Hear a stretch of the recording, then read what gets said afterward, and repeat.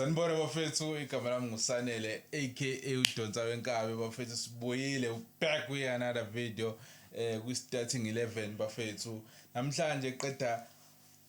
iKaizer Chiefs team enkulu iqeda kubhabhadisa iMarumo Gallants ekhaya so bafethu bengiyibuka noSibuda Sibuda wama jokes usithatha sibeke bafethu ayichopha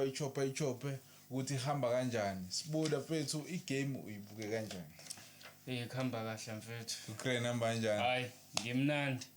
nginibingelele lapho babukeli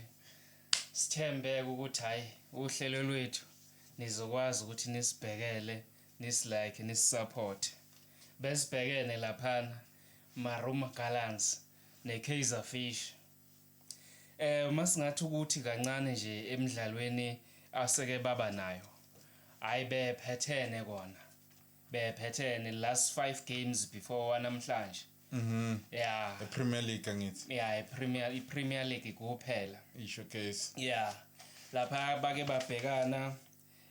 nge-11 August 2022 kwaba i-draw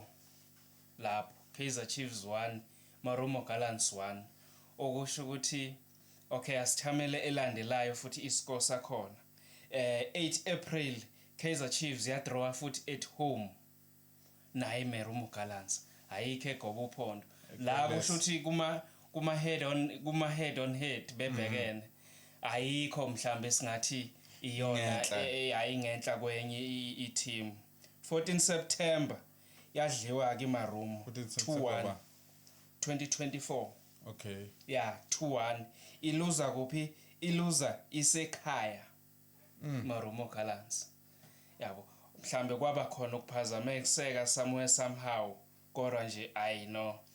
ilandela igame 26 April zabuya izinto sekuyiMarumo esishaya iChiefs ekhaya 2-1 iko efanayo njengoba ngisho ukuthi la mazibhekene ayikho inkunzi ethi hayi sishaya enye unlike iSundowns neTS Galaxy nesikhukhune ukuthi kube khona omunye oshaya kakhulu omunye ngama games amaningi omunye zathi hayi ngiyadefend engcono uya attack ngivike kuphela defend nje okungcono ngempela yabo yeah up until today badlalile ke isibhaxu sikhale kuMarumo Gallants nakhona bese kungenzeka noma ngayini mhlambe bekubhekile idraw mina bengibheke idraw kwasho ukuthi hayi naku laba ichance yabo kuyi-first half azange bayisebenzise i-first half cha bekweyabo iMarumo Gallants and beyifikile yabo mase singena kumdlalo namhlanje ayikhona umfana uSikhosana laphayana hayi be organized defense yabo imnandi iKaizer Chiefs ayizange ibe na chance ngendlela beyibanjwe ngayo even eswini ondlondlo bebeyiwinela ibhola ba attack kube yiko ukuthi bahlolwe yini igoli convert Mabhu uke wazama ngathi hayi khona ushatina nawo ayemva kwaloko avele kwathi bohlololo ne kwavele nje kwanti ushwanyana ethi bohlololo ngoba iyona man of the match le Mabhu yes no hayi Lilepo man of the match hayi uLebohang Mabhu first half iperformance yoMabhu eswini angisambali Nkosi ngiphile ngcobo angazi noma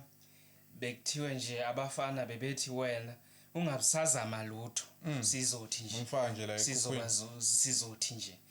sizothi bamfaka ekhokhweni akangaperform ngazibuza ukuthi lapha nakuhamba kube khona uNdlovu oyayabe nestamina lapha eswini abe nayo igame uke waba futhi man of the match ophinde wadlala kahle bele elokhunjeni bedlala kwiCAF waperforma wasibamba kamnandi angazi noma ulokhojana ucoach ubenika abanye yini abadlali igame uma ngabe edlala ungcobo noma ubonile ukuthi hayi Marumo Gallants ayikho kangaka wamphumusa. Yeah. Iqale ukushintsha nje in 35 minutes iChiefs. Isikwazi ukuthi ishaya amathashi mhlambe azabe u5 because bebehluleka even ukushaya 3 tashi isaqala igame. Beliluze manje bemakwe manje kube ngazathi mhlambe iya practice ngabo iGallants. Ngendlela ebeyenza ngayo ngize ngamangala ukuthi kwenzakalani ngeChiefs bekumele ishaye noma 3 iMarumo Gallants. Bekumele ishaye njengamanje uthwena iscore is not a true reflection yegame. Uma ngifaka i-second half ngibuka ukuthi iground beyitshekile ngakweLokhujana kwiKaizer Chiefs. Uma inyuka ngapha inyuka umqansi unganyukeki kuphelele center. iMarumo Gallants maya kuChiefs behlela. Ngichaza lokho iground mangabe itshekile.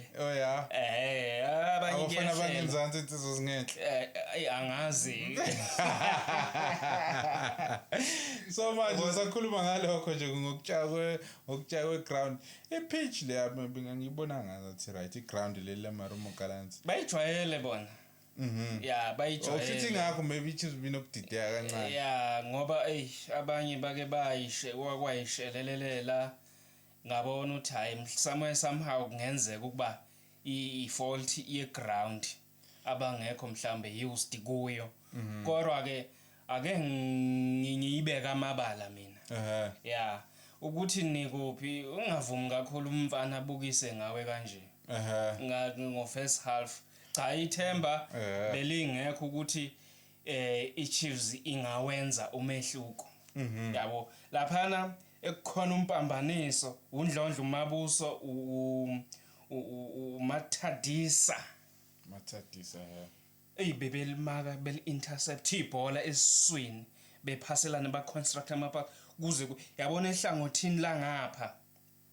kwesokunxele seMarumo uma be-attack bekudeliver amanye ama-cross lapha even nama-free kick ashawa uBhans abe ngapha la kuLokhujana angazi noma uMonyane yinobeleka kulelo hlangothi bebengena ehlangothini laMonyane weChiefs lapha kwi-first half bewadeliver ngqo emakhanda ama-free kick abo yebo ke neChiefs itholile A1 bayiLokhujana abangakwazi nokuthi bakwazi ukuscora ngayo because then yaba khona kwaba i-half time ngasole yazi ngisoleni kwi-half time ukuthi ucoach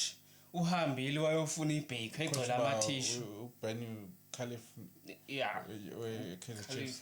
weChiefs hambile wayofuna ibhake egcwele amathishu hayi ngoba ufike nezikhwela mthini uchathe wonke mangibheka umdlalo weKaizer Chiefs bonke be11 ngendlela uma sebebuya second half ngathi babuye nokucasa ukuthi ucoach ngeke asenze izingane thina aspade kanje ngenxa yokuthi ngiganga ngathi yabo bavuka uMabu bavuka Shabalala imfethu kwavuka uLilepo lo ebengithi first half akaphuma ubezokwenzana egroundini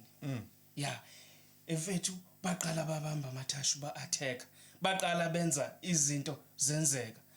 ngathi mina kwenzakaleni ngeLokhuja ngehalf time yabona beyilibamba beyilithola ibhola ngakwe-half yabo eULokhujana eULilepo mhlambe bazomnika oMakhathi noma ubani othole ibhola yabo bamnika uma bemnika uzolihold hayi uzovela liqhube ukuthi ubani onaye la zibholeni 50-50 noma uphambi kwakhe uyam-overtaker aqhubeke afika deliver iscore enzeka ama-substitution waphuma uNgcobo kwangena uNdlovu hayi wafika kwaba wasigeneralize isisu uNdlovu bavuka noMabu bakwazi ukuthi badlale ama-move lento yokuthi baphuca ibhola isinoma kanjani iphelile mangena uNdlovu waphaphama uLilepo uba ephaphama benloke enza ama-run Monyane wavuka mfethu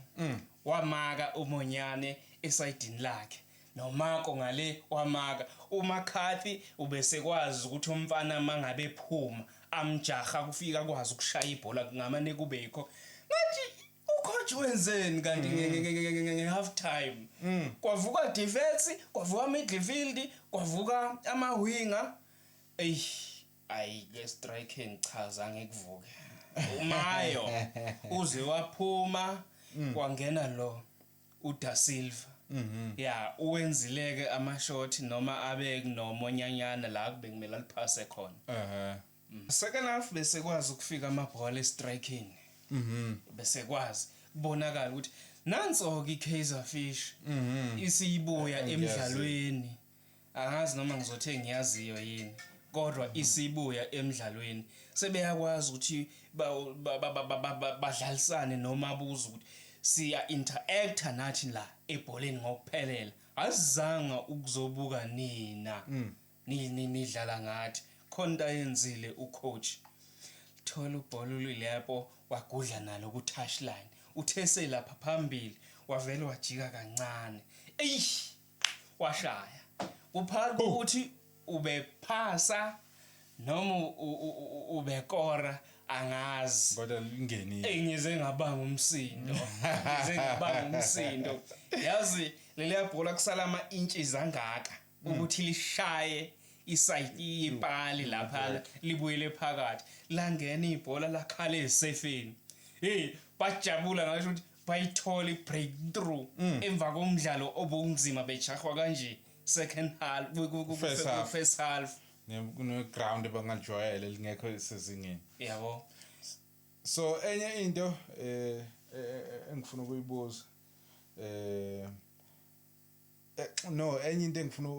ukuyisho so uthini-ke ngenkosi yama-clean sheet Nkosi yama-clean sheet hayi ma-clean sheet akukho nje hayi clean sheet okwamanje ya okwamanje akukho nkosi ukuthi ukhona simphethe nansi ivumeni inkunzi nansi yabo ya ngoba hayi ziyaconsider ezinye zizekhishwa kuthiwa hayi no ngene ebhentshini uyashaya ama-save lapha kusaqala imeshi lapha bemedela kanje kathi hayi inkosi yama-clean sheet hayi ya iphumile i-clean sheet ya iphumile cishe bekuyesibili kulandelana I think manje una-12 yeah una-12 uyena futhi yedwa una-2 digits ama-clean sheets kwi-betway abanye bano-7 8 uyena nje manje think usena-11 singayibaleya le yangaphandle yezesco so let's say ke uPeterson mhlawumbe ends up with ama-clean sheets ala ku-18 is he eligible for iLokonje, goalkeeper of the season? Ama-clean sheet engingakusho angeke ngazi ukuthi uzoba i-goalkeeper of the season kodwa kuzokuba kufanele kube khona i-award ayitholayo ngoba kwamanye amazwe kuyaye kube yiguzu legolide ugoalkeeper mayeshaye so ngapha asazi kodwa uma ngabe eqhubekile nawo hayi kufanele kube khona i-award ayilokhujayo ayitholayo so okay njengamanje sikuthatha sikwenza uBobby down naba i-team idlala nje into ongayiqondi kahle kodwa nakhe yawena wenze njani ngocoach uthini lapha i-team iyawina mina ngiwuBobby showcase ayi ngaqala ngokuxolisa kuqala kubalandeli showcase ukuthi i-team njengoba inabalandeli kusho ukuthi abalandeli nabo bayingxenye ye-team showcase ukuthi ngilungise kuleyo ndawo ngeke ngingene kakhulu kodwa iyona enye izathu sokuthi abanye abalandeli baphume because manje sekuyi-personal team kanti or i-home team instead of always home yabo ukuthi home team wena mawungasiwa ngaphandle awunayo say yabo so mina ngingabuka indlela ucoach akwazi mhlambe ukulungisa ngayo i-performance ye-team yabo uma ekwazi lokuthi ucoach abe ne comeback njenganamhlanje angaqhubeka ayibambe i-team bese ngibuka ukuthi kubadlali kulekha kuphi nase store phela kuyayiwa kuyayiwa nase store ngoba ilokhujana isikhukhune bengisihalelele ukuthi mathiwa sithola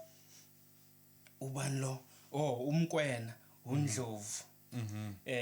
noma Khehleni weSundowns izoba Khehleni weSundowns Khehleni wePirates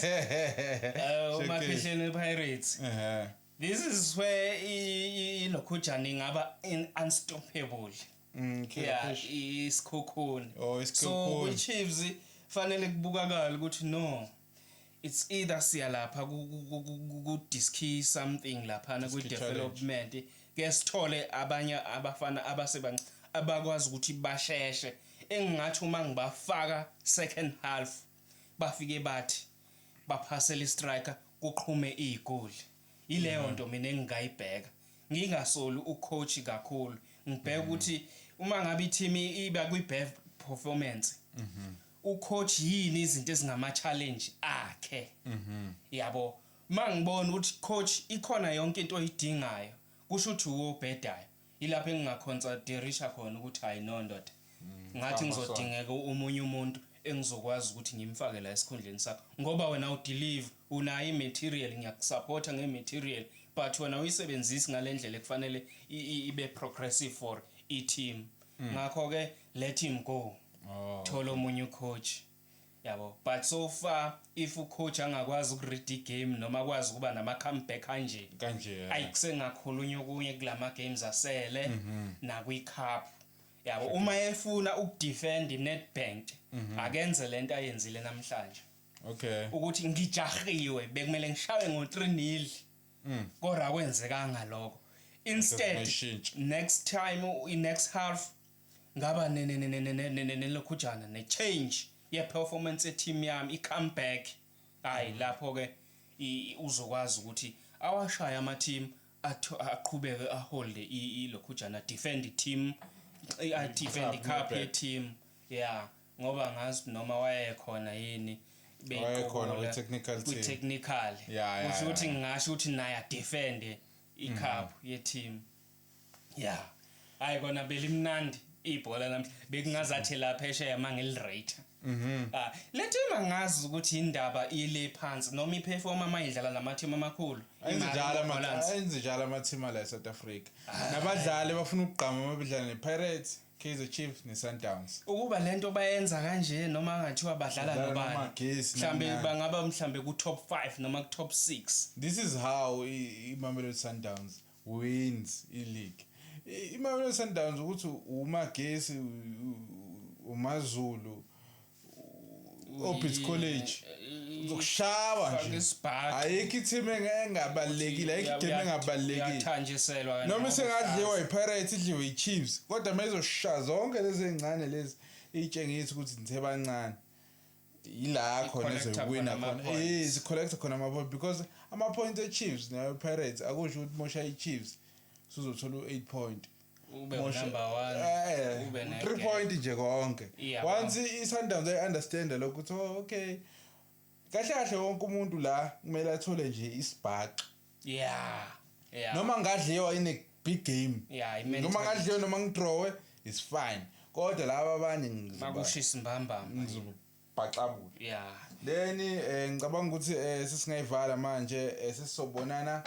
ngeweekend phela ngeweekend kudlala laba bakwi vacation kudlala iMorocco kudlala iMorocco iMorocco ayidlali ngama weekdays ibusy yasebenza so bavula nezindlu ba rename uzwe ikhaya sekuthiwa ise starting 24 uthola ukuthi hayi manje ayibo kanjani manje kodwa akuthiwa nangu starting usekhona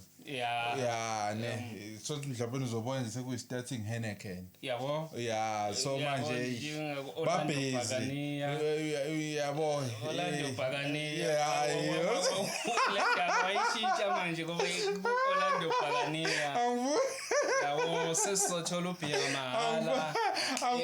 Orlando Angifuni dealership emnandi noBhia angifuni ukubala izinto zabantu ngoba phela manje manje game kuthola ukuthi ubaba khona uyazala yabo mhlambi 6 pack yabo angazi noma nabalandeli bazohlomula yini yabo so yabo angazi noma kusavuma yini hayi kusavuma ukuthi ke ngicathulise abalandi ababukeli abangayazi le term le ngibhalile encwadini engcwele kodwa angizukufunda encwadini engcwele ngoba ngithola isikhathi sokuthi ngibuyele kuma verse bese ngiwabhalile angizukufunda iverse elisha lapha ya leli ligxile kakhulu ebholeni ukuthi kwenzeka kanjani ebholeni ukuthi baqhamuke nama halves ukuthi azoba wo 45 minutes unalo lolo lwazi hayi benginalo mina ngokwami ngithema ngiyitadisha ngathi iqembu ngalinye linezinsizwa eziyishumi phakathi okay so bakhahlela ibhola elilodwa masehlangene lamaqembu abadlali sebebonke 22 bangamashumi 22 bese kuba khona leli abalisusayo abalikhahlelayo liqale libekwe phakathi nendawo yabo insizwa ngayinye mangithema ngiyibuka iveli nalo inawo amabhola ngayinye insizwa inamabhola awu2 okay yabo manje uma ngabe seziyishumi nanye kusho lawo mabhola angamashumi 22 sihlanganise nawa ngale kusho ukuthi sekungamabhola angamashumi 4 okay bese ngihlanganisa naleli lilodwa okay sekuhamabhola mangakho lawo sekuhamabhola angamashumi 45 45 minutes we first half u45 minutes we second half ngalamabhola lawo mangithatha ukubheka mina